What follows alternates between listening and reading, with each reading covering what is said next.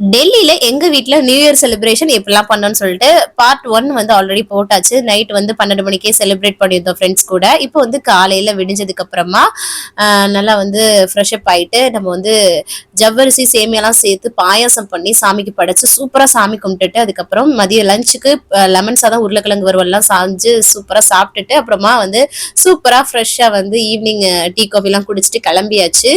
எங்கன்னு பாத்தீங்கன்னா இங்க உள்ள வெங்கடேஸ்வரா கோயிலுக்கு தான் வந்து கிளம்பிட்டோம்.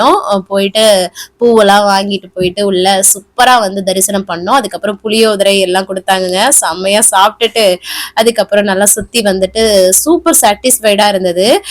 ஃப்ரெண்ட்ஸ் கூட என்ஜாய் பண்ணது, இன்னைக்கு வந்து சாமியை பார்த்து கும்பிட்டதுன்னு சொல்லிட்டு ரொம்ப மனசுக்கு ரொம்ப திருப்தியா இருந்தது இந்த நியூ இயர்.